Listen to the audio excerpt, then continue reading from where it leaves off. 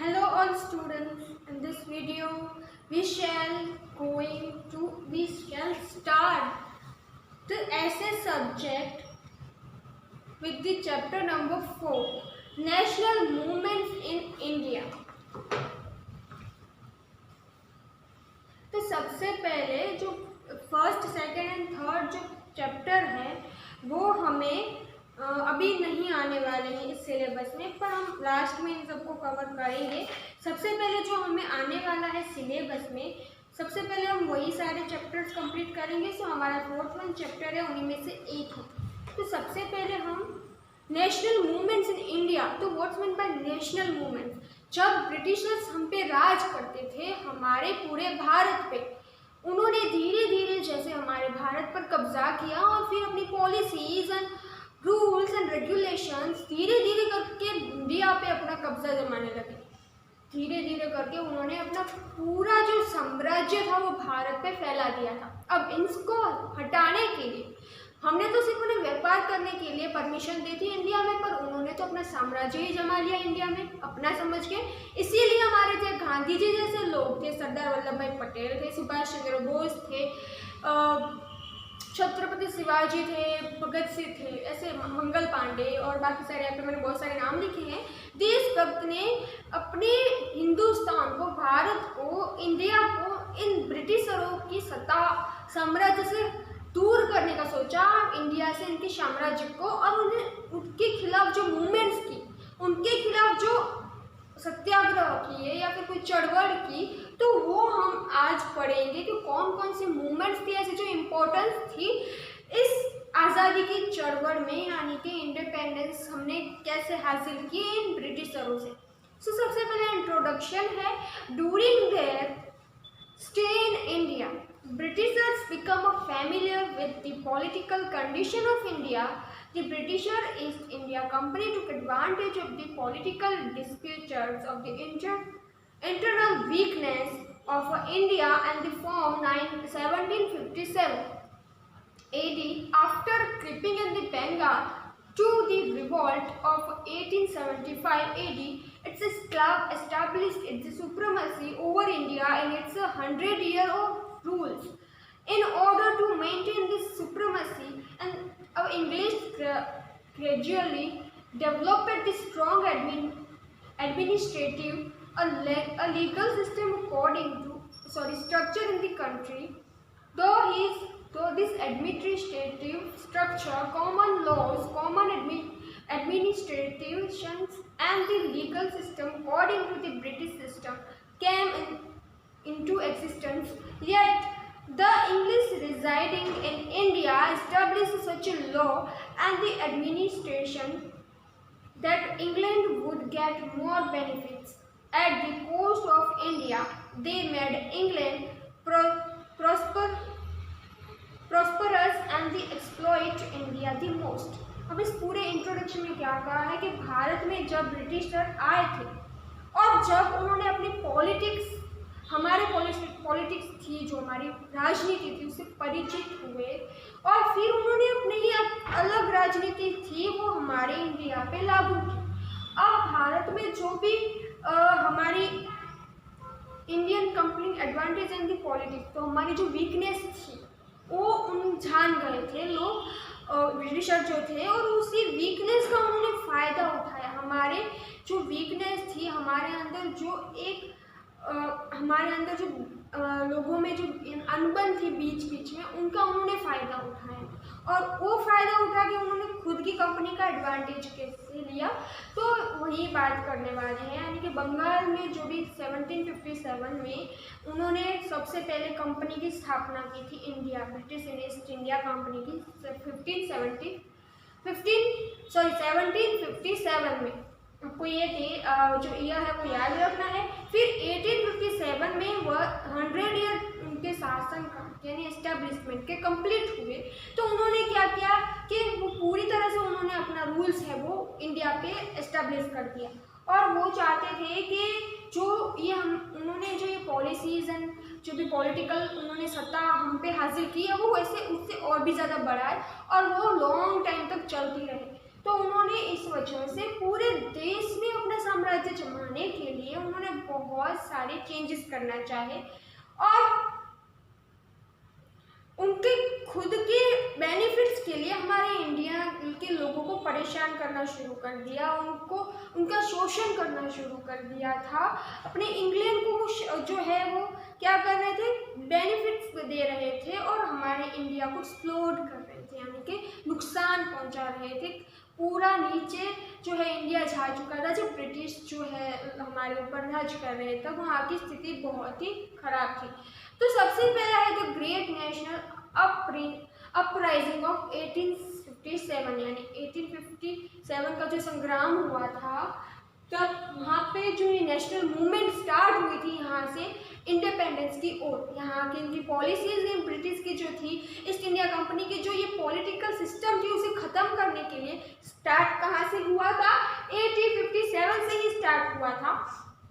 Some of the factors that it causes the uprising of 1857 were political dissatisfaction, economic exploitation, social and the religious factor, military factors, and immediate reason like induction of the infired Rafale in the army.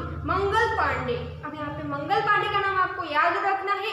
1857 national uprising का जो हुआ था संग्राम, उसको आप सबसे पहले मंगल पांडे ने शुरू किया था। Was the first martyr of the uprising. Several revolutionaries like Nana Saheb, Tatya टोप, राजा कुंवर सिंह, रानी लक्ष्मीबाई एंड द बहादुर शाह जफर, ये सारे उनके साथ मिलके इंक्लूड हुए इस 1857 का जो अपब्रीडिंग वाला नेशनल मूवमेंट थी उसमें। And took part in the uprising of the 1857 produced many efforts among the which are the end of the company rules in India and the rules of the British Crown. Many efforts among which are the ends of the company crowns of the rules by Queen Victoria, change in the administrative, military, social, religious, political. The reason responsibility for the failure of the 1857 uprising are the beginning of the uprising before the planet time. अब यहाँ पे जो उन्होंने शुरू किया था, Victoria जो रानी थी, क्वीन विक्टोरिया, उसके रूल्स को, ये सारी पॉलिटिकल सिस्टम को ख़त्म करने के लिए वो शुरू किया था उन्होंने जो ये मूवमेंट, पर वो निष्फल क्यों हो गया, वो सफल इसलिए नहीं हुआ क्योंकि वो टाइमिंग जो उन्होंने शुरू करने वाले थे जिस टाइम पे, उस टाइम से थोड़ा पहले शुरू कर दिया। इस वजह से पूरी प्लानिंग थी वो ठीक से नहीं हुई थी उसकी, इस वजह से ये फेल हो गया। Lack of the central leadership, insufficient and unsophisticated weapons, importance of self-centered interest than the nationalism, the amounts, the revolutionary, lack of the suitable of the organization, leadership, etc. अब ये सारे जो यहाँ पे दिए गए हैं वो फैक्टर्स थे इसके असफल होने के पीछे। अब मूवमेंट इसलिए स्टार्ट हुई थी कि वो जो राइफल्स थी ना, एनलाइट राइफल्स, यानी जो बंदूकें या फिर वो जो यूज़ कर रहे थे हथियार, उनमें वो क्या करते थे,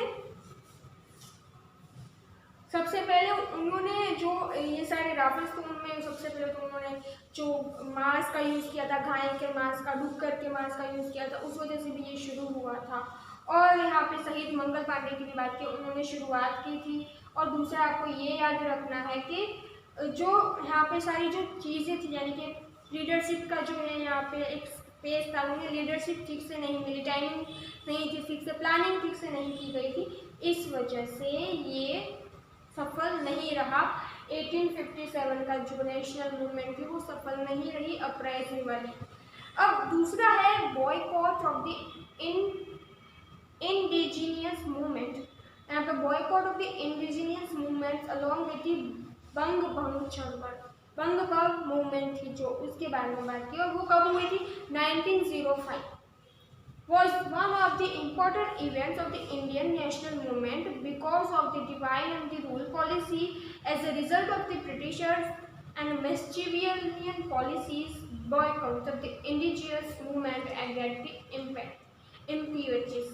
अब यहाँ पे वो क्यों शुरू हुई थी, rules and divide and rules वाली जो पॉलिसी लागू की थी किसने, वाइसरॉय कर्जर ने, उस वजह से ये जो है हमने पूरी मूवमेंट शुरू की थी। क्यों?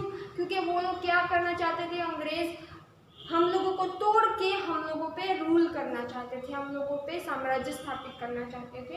इस वजह से जो है इसका बहिष्कार करने के लिए, इसका अगेंस्ट इन्होंने शुरू की थी ये मूवमेंट।